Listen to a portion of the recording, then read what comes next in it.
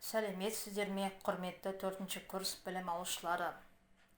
Дене тәрбиесі теориясы мен әдістемесі пәнінен кезекті сабағымызды бастайық.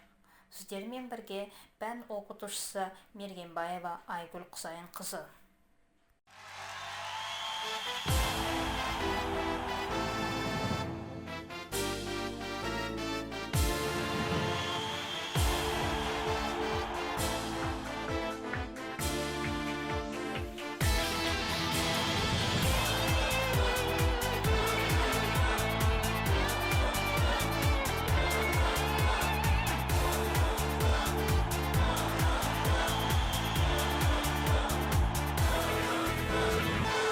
Последний рывок и победа.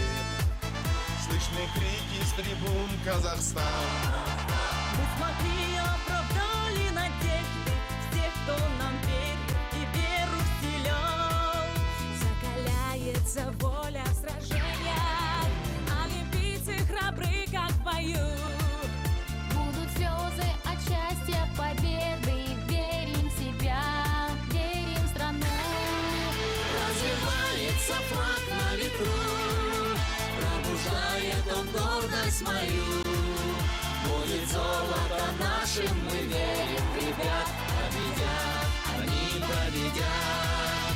Развивается флаг на ветру, пробуждает он гордость мою. Будет золото нашим, мы верим, ребят, победят, они победят. Желбіреп байрағы әлемде, әнұран айтылды әлемде. Ол қызы әлемге өз елін танытқан Қазақстан. Құрметті білім алушылар, өздеріңіз көргендей Олимпиада тұғырына көтерілген спортшыларымыздың жеңістерін тамашаладыңыздар. Яғни ол спортшыларымыз осы жеңіс тұғырына қалай жетті, қалай дайындалды, кім дайындады, неден бастады деген сұрақтар туындайды. Осы сұрақтарға жауаптар іздей отырып, бүгінгі сабағымызды бастайық. Сабақтың тақырыбы: дене тәрбиесінен сыныптан және мектептен тыс жұмыстары. Сабақтың мақсаты: студенттерге дене тәрбиесінен сыныптан тыс өткізілетін спорт көпшілік және спорттық сауықтыру жұмыстары жөнінде түсінік бере отырып, сабақ барысында білімдерін нақтылау, ой қорытындылау арқылы алған білімдерін баяндап көрсете білуі, пәнге қызығушылығын арттыру, салауатты өмір салты, тұрақты дене жаттығулармен шұғылдану, болашақта дені сау ұрпақ тәрбиелеу. Дене тәрбиесінен сыныптан тыс жұмыстары. Мектепте дене тәрбиесі бойынша сыныптан тыс жұмыстарды дене тәрбиесі мұғалімі бекітілген жоспар бойынша жүргізеді. Жоспарда сыныптан тыс жұмыстардың алдына қойған мақсат міндеттері, бағыт бағдарламалары, оларды ұйымдастыру әдіс-тәсілдері өзінің тұтастық сипатын сақтай отырып жүйелі түрде беріледі. Дене тәрбиесі мен спорт бойынша жүргізілетін сыныптан тыс жұмыстар мектептегі оқу тәрбие ісінің маңызды бөліктерінің бірі болып табылады.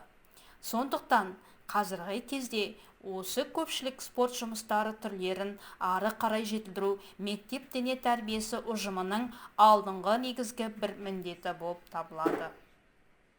Сыныптан тыс жұмыстарды ұйымдастыру үшін қандай жұмыс түрлерімен жұмыс істеу керек екенімізді қарастырайық.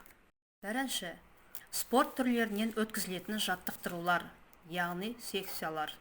Дене тәрбиесі мұғалімдері арнайы орта және жоғары оқу орындарында оқыған кездерінде жаттыққан, теориясы мен әдістемесін оқыған, разрядтары бар спорт түрлерінен мектепке жұмысқа орналасқан кездерінен бастап секция жұмыстарын ұйымдастырады, жаттығулар жүргізеді. Екінші, мектептегі жаттығулар ұйымдастырылған спорт түрлерінен өтетін жарыстар.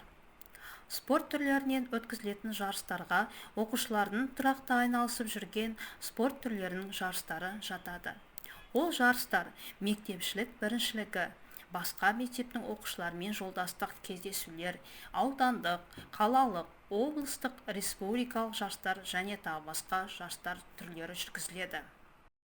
Үшінші, президенттік сынама сынақтарына дайындық және сынама нормаларын тапсыру шаралары. Президенттік сынама жұмысына жеке жоспар құрылып, комиссия құрамы бекітілуі керек. Президенттік сынама қысқы және жазғы президенттік көпсайыс болып бөлінеді. Президенттік көпсайыстан спорт түрінің жарыстарына дайындық жасап және оған қатысуға барлық оқушылар атсалысу керек. Жас ерекшелік топтарына байланысты мектепішілік жарыстар ұтқан оқушылар ары қарай аудандық, қалалық, облыстық жарыстарға қатысады, спорттық разрядтар нормаларын орындайды. Бесінші, спорт түрлерінен өткізілетін жарыстар. Оқушылар арасында кең тараған жалпы мектепшілік спорт түрлері жарыстары.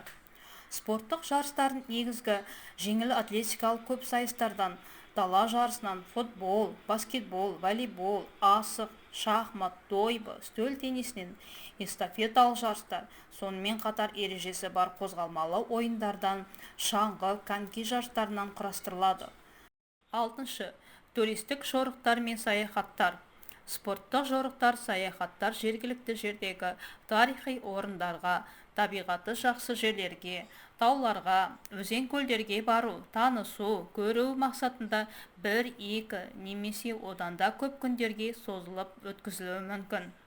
Жорық кездерінде оқушылар ұзақ қашықтыққа туристік карта бойынша жүк көтеріп жүру, әртүрлі кедергілерден өту, көрке құру, от жағу, тамақ пісіру және тағы басқа жорық дағдыларын меңгереді.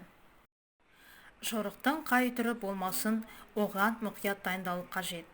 Оқушылардың киімін, иық-қап, ыдыс-аяғын, дәрі-дәрмегін жорық басқарушылары алдын ала тексереді. Жорықта дәрігер, жорық кескіндемесі және бағдар жоспары, қауіпсіздік ережелері міндетті түрде болады. Бұл құжаттар мектеп директорының мөрімен бекітіледі. Жетінші, денсаулық және спорт күндері. Денсаулық және спорт күндері өткізу мектептің оқу тәрбие жұмысын жылдық жоспарына жазылып, оның өтетін уақыты көрсетіледі. Денсаулық және спорт күндері 90-ына 1 рет сабақтан босатылып, ал айына 1 рет сабақтан тыс уақыттан немесе демалыс кезінде міндетті түрде өткізіледі. Денсаулық және спорт күндері бастауыш сыныптарда 2-3 сағат, орта сыныптарда 3-4 сағат, жоғарғы сыныптарда 4-5 сағат шамасында өткізіледі.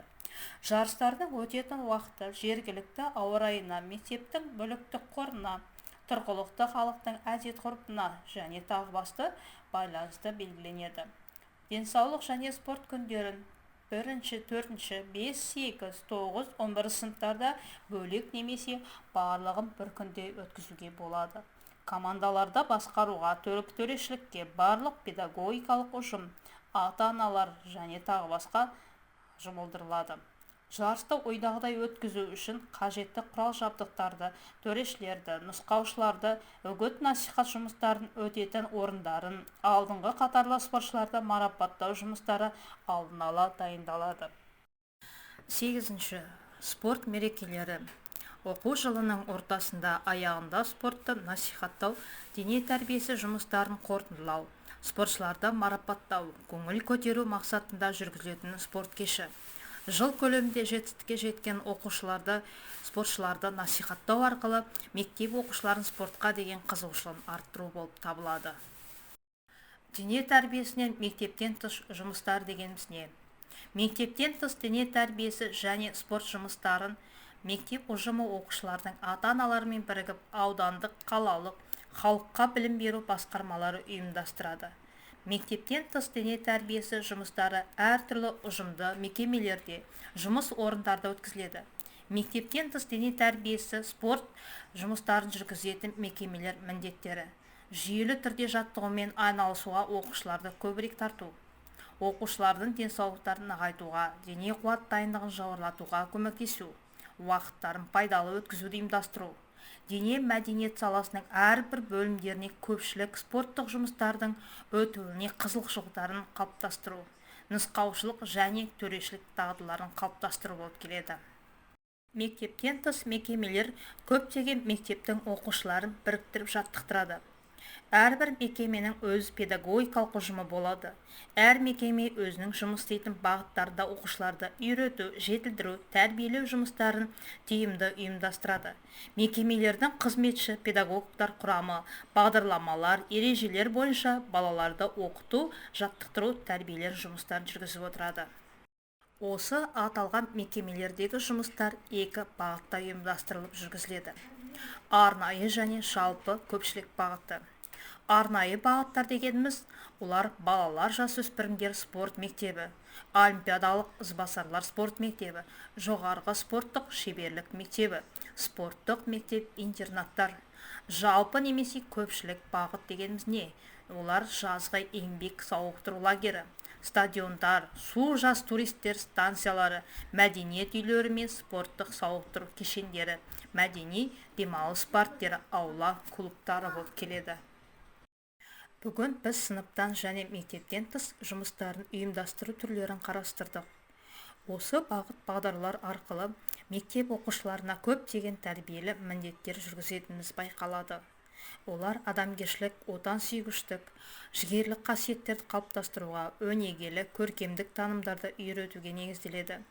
Бүгінгі күнге дейінгі спортшыларымыздың жетістігі осы аталып кеткен жұмыстарға баулу арқылы жеткізілгені байқалып отыр.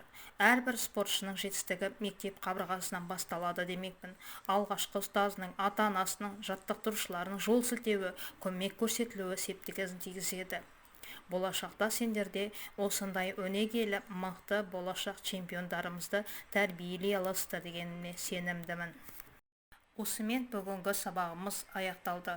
Назарларыңызға көп-көп рахмет.